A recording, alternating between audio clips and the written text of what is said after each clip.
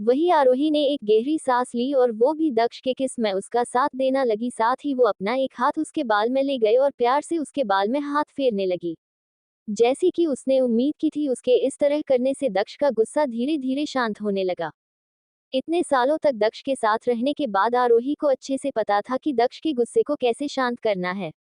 दक्ष अब बहुत ही प्यार से उसे किस कर रहा था। वो उसके लोअर लिप्स को अपने होठों को बीच दबाते हुए उसे चूम रहा था। वो कभी उसके अपर लिप्स को चूमता तो कभी लोअर लिप्स को। वो तब तक उसे किस करता रहा जब तक वो पूरी तरह सेटिस्फाई नहीं हो गया। उसके बाद उसने उसे छोड़ दिया। वही दक्ष के छोड़ते ही आरोही जोर जोर से सांस लेने लगी और अपनी बढ़ी हुई धड़कनों को कंट्रोल करने को कोशिश करने लगी। दक्ष ने एक नजर आरोही को देखा जो अपने आप को कंट्रोल करने की कोशिश कर रही थी। ये देखकर दक्ष के होठ के कोने थोड़े से मुड़ गए।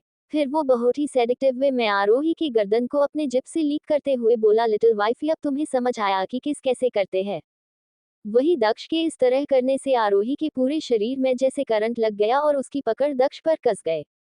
वही आरोही को कुछ न बोलता देख दक्ष वैसे ही आरोही की गर्दन पर किस करते हुए बोला, लिटिल वाइफी, तुमने मेरी बातों का जवाब नहीं दिया। क्या तुम चाहती हो कि मैं तुम्हें फिर से वो सब करके दिखाऊं? ये सुनकर आरोही की आंखें चौड़ी हो गई। उसे अभी भी अपने होठों पर दर्द महसूस हो रही था। वो जल्दी से अपना सिर न में हिलाते हुए बोली, हब्बी, मुझे समझ आ गया, आपका वो सब दोबारा करने की कोई जरूरत नहीं है। वही आरोही को इस तरह मना करता देख दक्ष के भौहें सिकुड़ गए, लेकिन उसे कुछ नहीं कहा। अच्छा ये बताओ, क्या तुम इस संडे फ्री हो? ये सुनकर आरोही ने सोचा और बोला, हाँ, इस संडे मेरे पास करने को कुछ नहीं हुआ। क्या हुआ हब्बी, आप क्यों पूछ रही हो? दक्ष उसके गाल को सहलाते हुए बोला, वो दादी तुमसे मिलना चाहती है।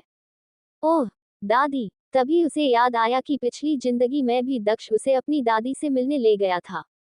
आरोही को पता था कि दक्ष अपने परिवार में सबसे ज्यादा किसी से प्यार करता था तो वो थी उसकी दादी।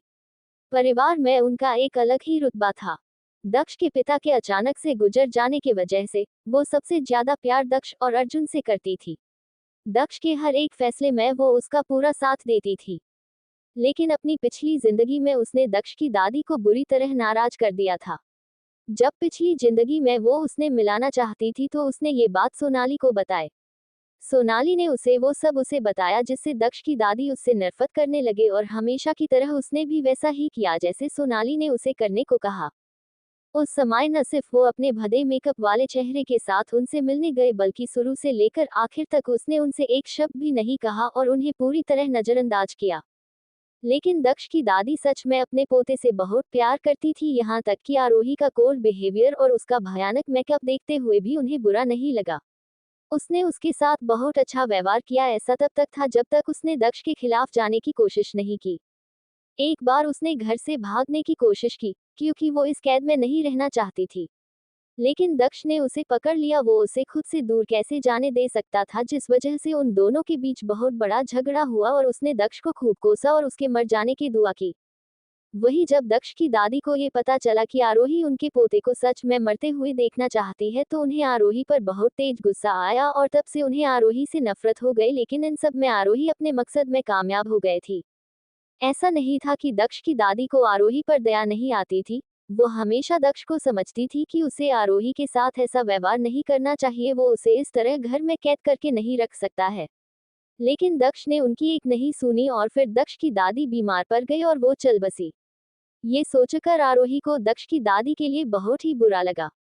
भले ही उस समय वो दक्ष ने नफरत करती थी पर उसे पता था कि दक्ष की दादी ने कभी भी उसे नापसंद नहीं किया। यहाँ तक कि वो उनसे रुडली बात भी करती थी तो उन्होंने कभी बुरा नहीं माना।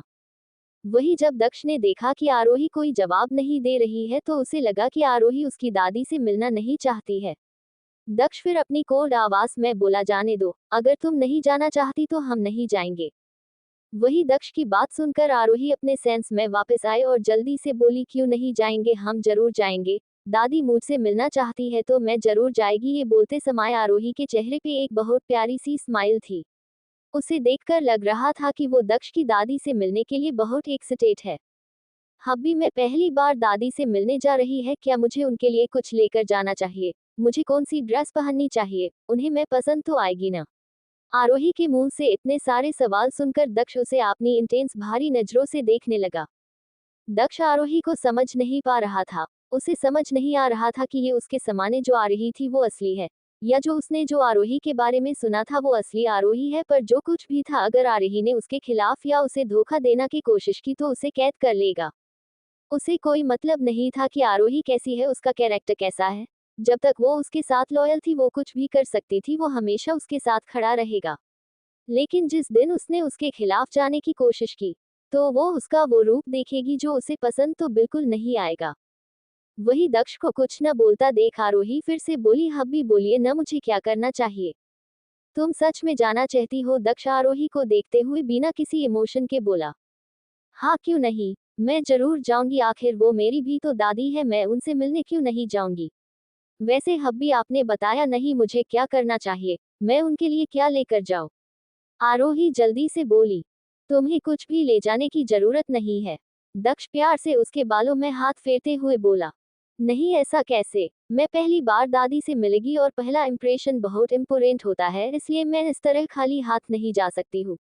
एक काम करना हब्बी, पहले हम दादी के लिए शॉपिंग करने चलेंगे, उसके बाद हम दादी से मिलने जाएगी। ये बोलते के बाद आरोही सेटिस्फाई नजर आए।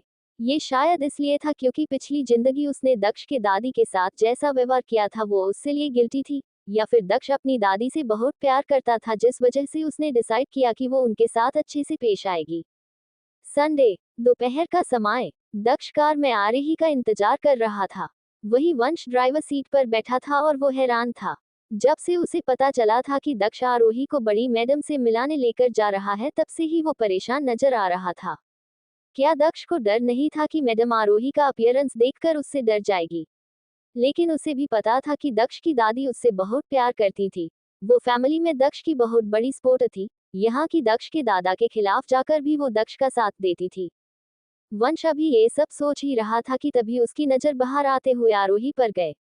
आरोही ने कोई मेकअप नहीं किया था। उन्हें घुटने तक की एक बहुत ही सुंदर फ्लो प्रिंट की फ्रैंक पहनी थी और उसने अपने बालों की एक हाई पोनी बना रखी थी, साथ में उसके पीठ पर एक स्कूल बैग भी था जिससे वो एक टीनेज गर्ल लग रही थी। वही जब वंश ने ध्यान से देखा कि वो कौन है, वो हक्का बक्का हो गया। ये आरोही है।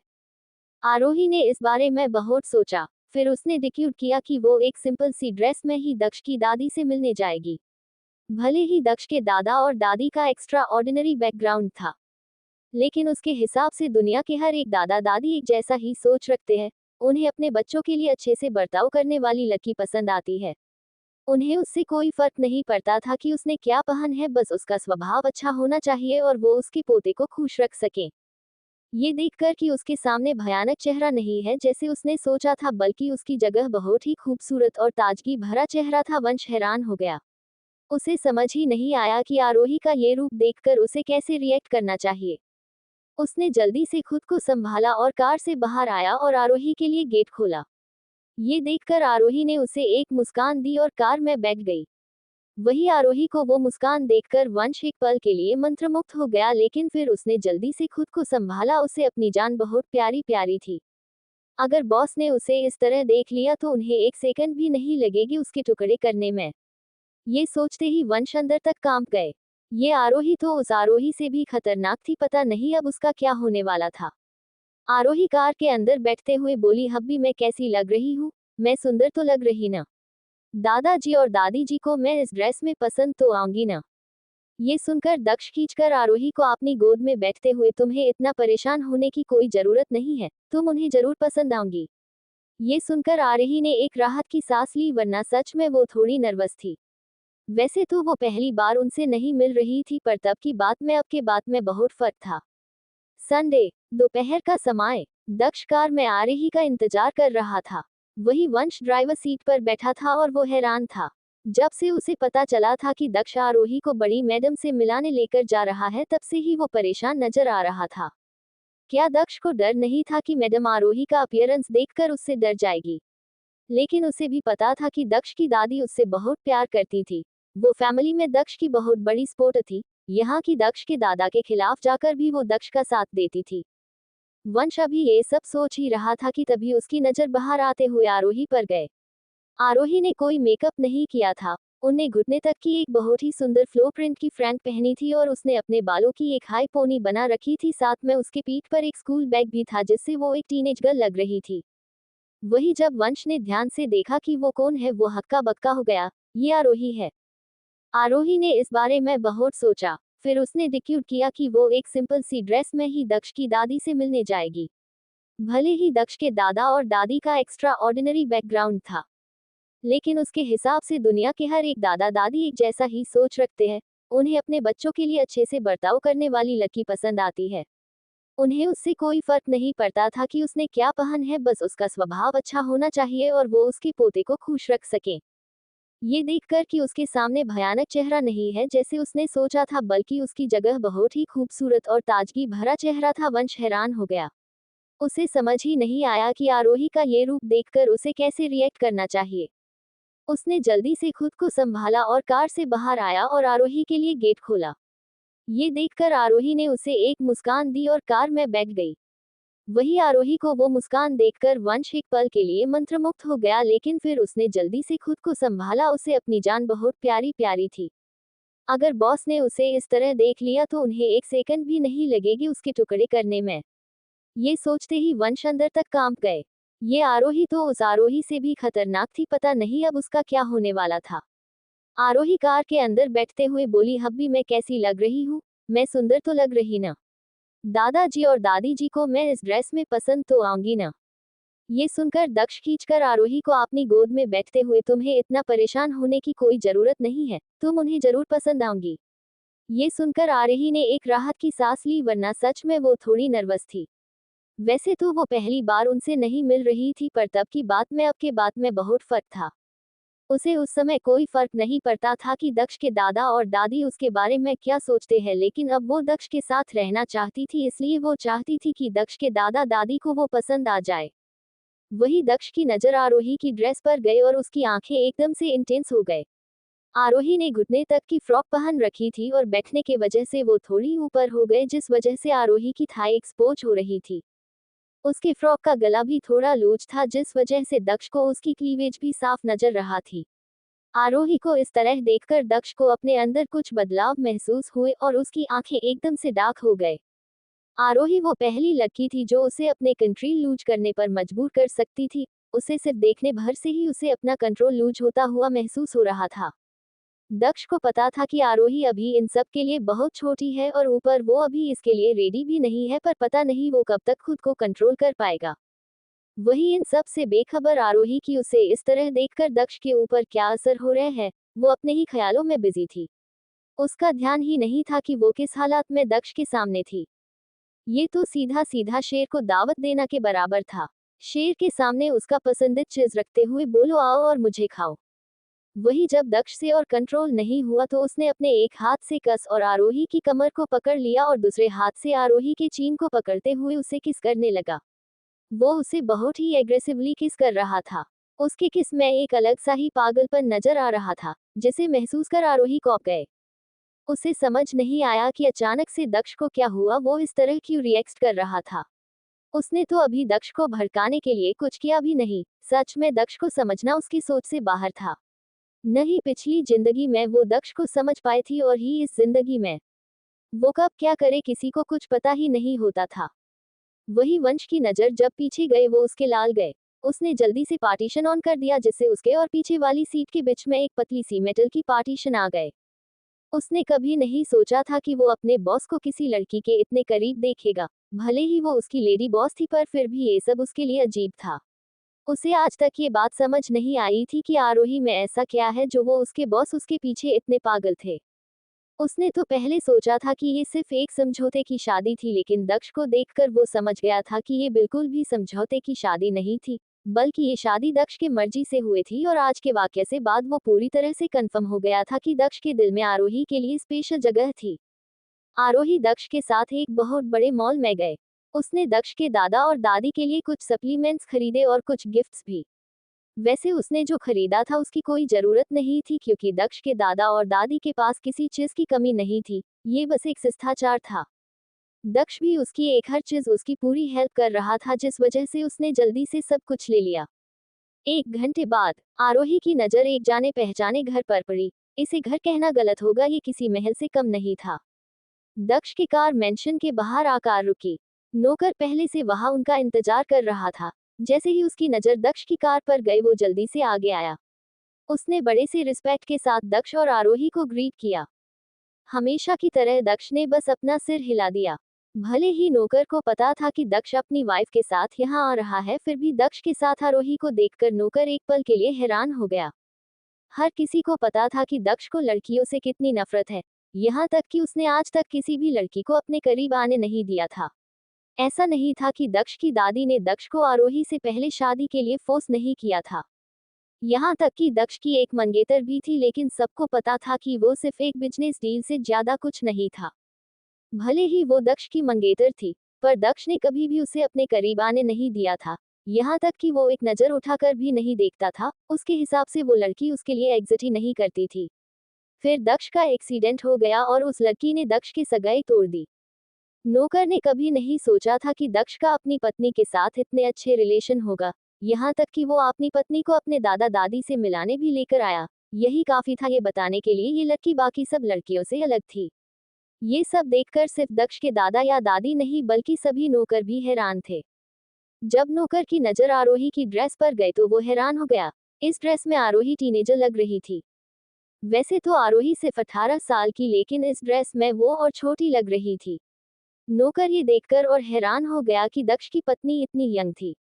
उसने तो सोचा था कि दक्ष की पत्नी कोई मैच्योर और समझदार लड़की होगी, पर ये तो कोई बच्ची थी और दक्ष किसी बच्ची को अपने दादा दादी से मिलाने लेकर आया था।